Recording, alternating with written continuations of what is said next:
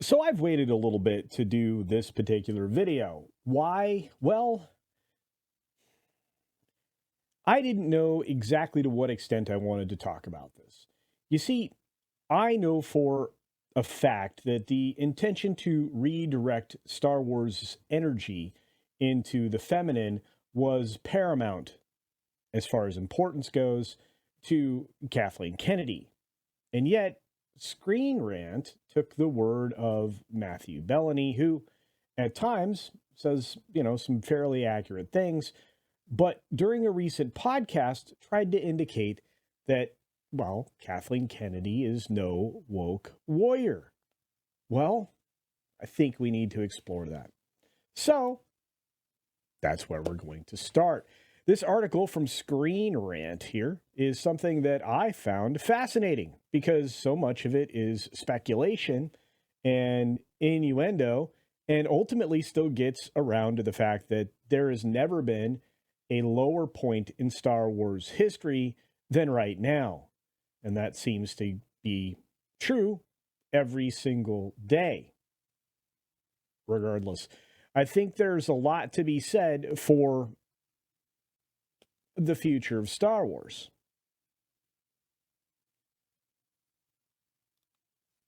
But not under Kathleen Kennedy. Let's take a look at this particular article. Forget South Park, Lucasfilm's Kathleen Kennedy is no woke warrior, insists industry insider. Of course, cat's out of the bag. It's Matthew Belloni. And he, for whatever reason, is insisting she isn't. Why he didn't make these statements months ago when the Panderverse came out for all of us is a little strange. And as you can see, I had a little fun with screen cramp down there and, the imagery that they used. But here we are. So Matthew Belloni insists Kathleen Kennedy's woke reputation is a nonsense. Is a nonsense? Okay.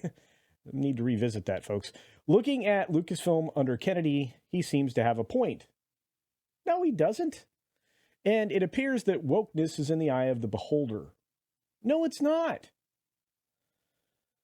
Anyway, Lucasfilm president Kathleen Kennedy has come in for some heavy criticism in some corners of the Star Wars fandom. In all corners. There's only this tiny little sliver. Why do you guys are just not willing to accept reality?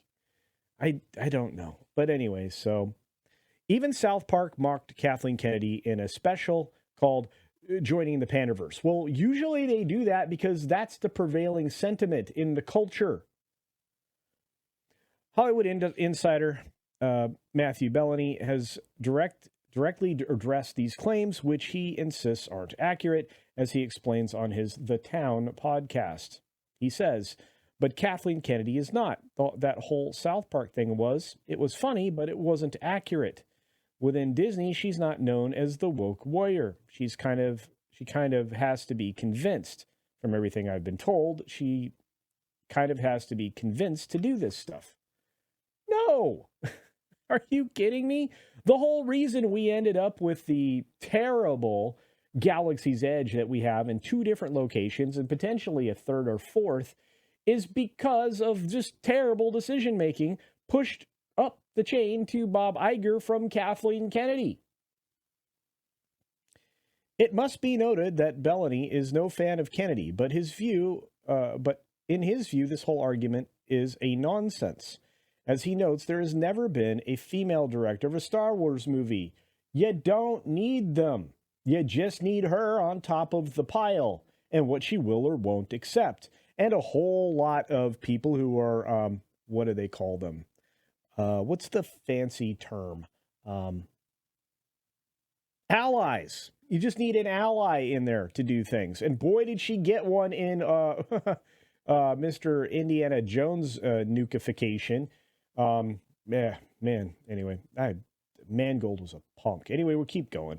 Has Star Wars become woke? Yeah. In truth, it's difficult to evaluate whether Star Wars is truly woke under Kennedy. No, it's not. It doesn't help that the term is infamously difficult to pin down. Also, no, it's not.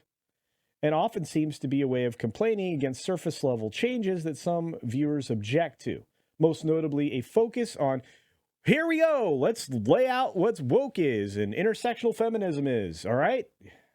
Most notable, a focus on female protagonists, people of color, and LGBTQI plus representation.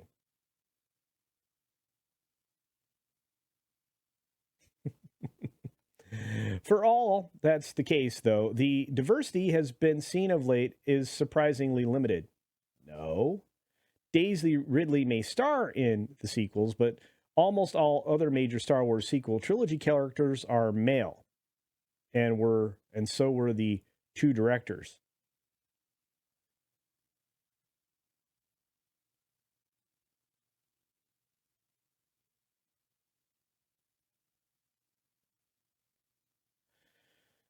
The same pattern can be seen on various Disney Plus TV shows. Mandalorian is centered around a male character, kinda.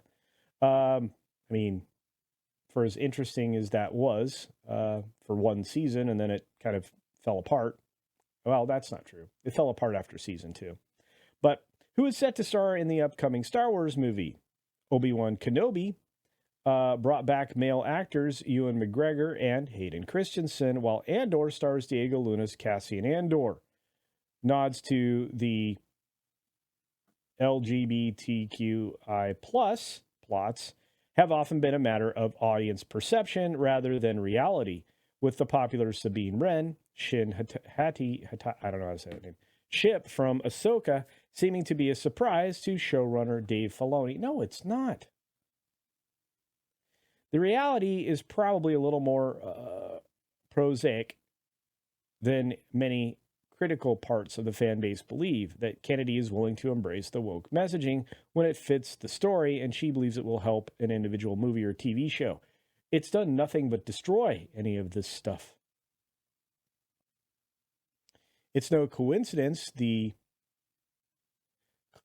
clone troopers have only been mentioned in tie-in novels. Yes, that's the stuff they're trying to shove in now because it's in the literature now, because of the story group that shoved it in there now, because of Project Luminous.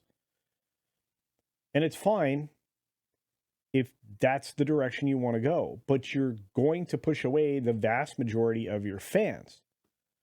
And while Star Wars: The Rise of Skywalker's background lesbian kiss, it was done that way to be easy to cut in certain territories. Of course it was.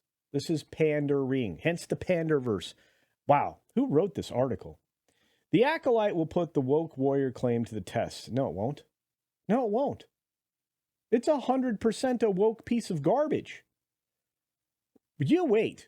This thing's coming up. So they're saying that the Acolyte will be an interesting test case. The Acolyte showrunner, Leslie Headland, is intensely controversial. Well, for many reasons, including being the close senior personal assistant to the guy that they put in prison over the whole Me Too Time's Up movement. But the quotes that have generated an online furor have often been ripped out of context, making it seem as though she's largely under attack simply because she is well, no, that's not why she's under attack. It may be for somebody, but she's under attack because of all of the insertion of all of her stuff into this. And I mean all of it. And not only that, you can't get away from those claims, whether or not they're in context or not. Those statements directly relate to Star Wars. But I'll read on. In one case, portions of the Star Wars fan base reacted against Headland, claiming the show was LGBTQI plus friendly, when she simultaneously said she was inspired by the relationship between siblings Anna and Elsa in Frozen. Okay. Given this is the case, it wouldn't be surprising if Star Wars wokeness really does lie in the eye of the beholder. Yes, some people look through the lens of reality, and clearly Belloni and maybe even the writer of this article are also looking through their own individual lens, and it doesn't have anything close to reality. So viewers will be able to make up their own minds or watch the online fireworks when the show debuts on June 5th.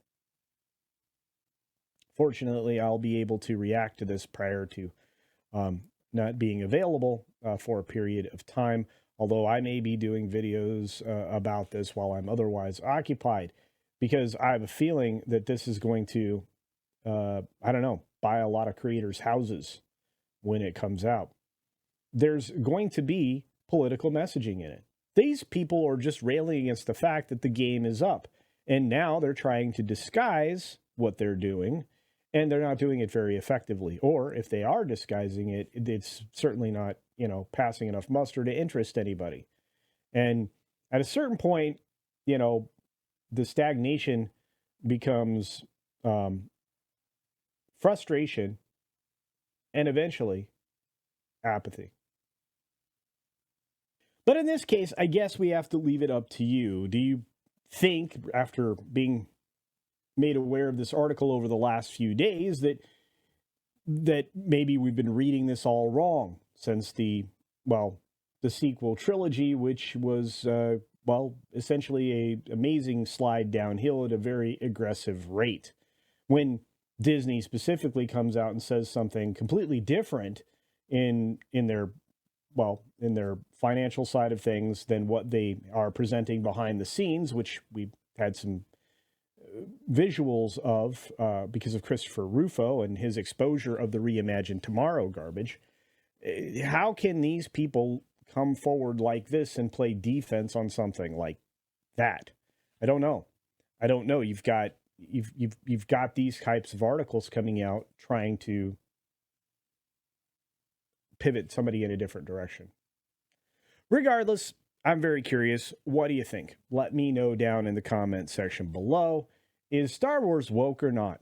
Should we expect anything out of the Acolyte other than a lot of funny content from creators like yours truly?